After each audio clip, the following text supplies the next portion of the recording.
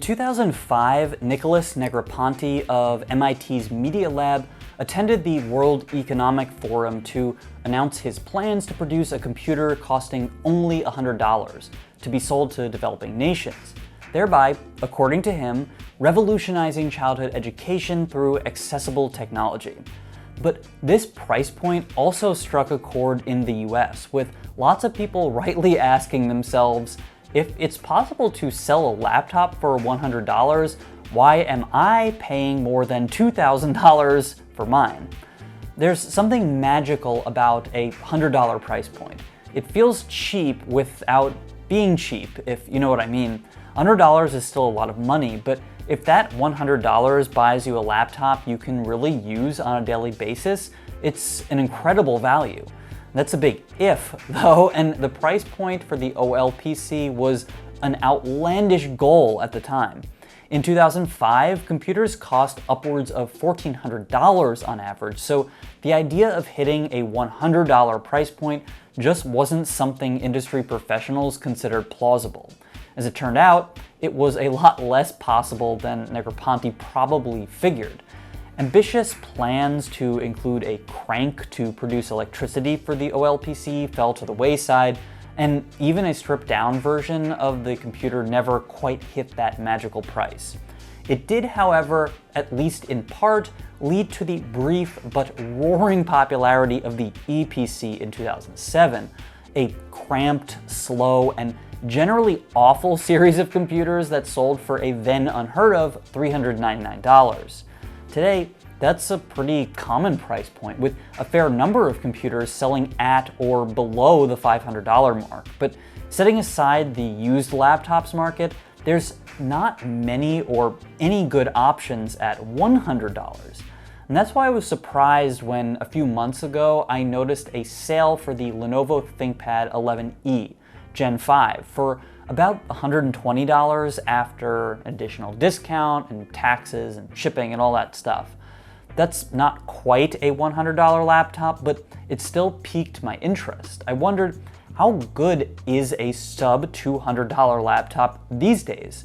Who should buy this thing, if anyone, and most importantly for me, can I use this as my primary writing device? The answer is a lot more complicated than I'd anticipated. Let's dive in and start with some positives about this little ThinkPad.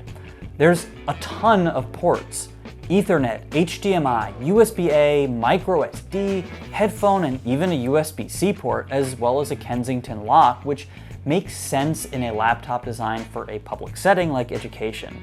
I expected the machine to be painfully slow with its Intel Celeron N4120 processor, which runs at a default clock speed of 1.1 GHz. However, it's certainly faster than any number of netbooks from a few years ago and handles basic tasks like browsing and word processing with ease. Just don't plan on editing any videos. The build quality is also decent. It's a bit plasticky, but it's still really sturdy with almost no flex and a reassuring heft. Also surprising was the battery life. I clocked in at over 8 hours with a mixture of browsing and typing. And that's with the screen at over half brightness. If you lower the backlight, you might push 10 hours or even more. That's amazing, a benefit of the low power chip and the lower resolution display. The trackpad is also excellent, better than trackpads on many Windows PCs I've used. It recognizes multi-touch gestures with ease, and it never misses a click. Definitely worse than a MacBook trackpad, but that's a very high bar. Sadly, the keyboard isn't as good. The keys might have the same shape as the keys on more expensive ThinkPads, but they're made from a thinner, cheaper plastic and aren't as solid. Really though, with the exception of one notable key, they're not bad at all. Key travel is acceptable, as is comfort. It's the spacebar that ruins the experience. Somehow, Lenovo managed to have built the world's worst spacebar, at least the worst spacebar I've ever used, and it's not even close. It rattles around, is downright jittery, and it's made from what feels like even cheaper plastic than the other keys. It makes me wish sentences didn't include so many spaces because it's so annoying to tap.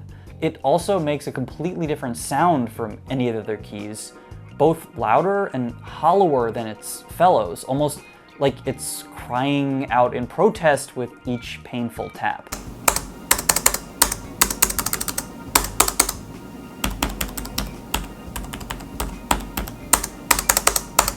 If it weren't for this one problem, I'd call the keyboard good.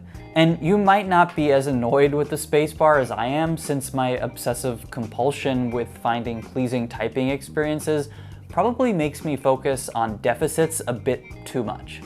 And next, let's talk about the screen. And this is where Lenovo really skimped. I don't care about the massive bezels, and 11 inches is really large enough for the tasks this computer is aimed at. Even the pale color rendition and relatively low resolution of 1366 by 768 doesn't really bother me. Now, what bothers me are the terrible, and I do mean terrible viewing angles. Left, right, up, down. If you move your head even slightly, the screen becomes much more difficult to read. This was a common issue on cheaper computers 20 years ago, but I didn't imagine anyone still built screens with such awful viewing angles. It feels like there's only one precise spot you can hold your head to see the thing properly. At least it's a matte display, so you don't need to worry about glare on top of all that. But aside from the screen and the bizarrely awful spacebar, this is actually a great little machine and excellent value for its money. I've done a fair bit of writing on it, and I'm generally impressed. Now, there are a few other options at this just over $100 price, though they're mostly Chromebooks, and I'm not a fan of Chrome OS for a few reasons, especially the cheaper Chromebooks, which tend to have abysmal battery life, almost no storage, and serious performance concerns. I'd buy this Windows machine over a Chromebook any day, and if you're looking for a non-used piece of hardware at this price, you might consider buying it too. Thanks for watching. If you enjoyed this video, consider subscribing, and I'll see you again soon.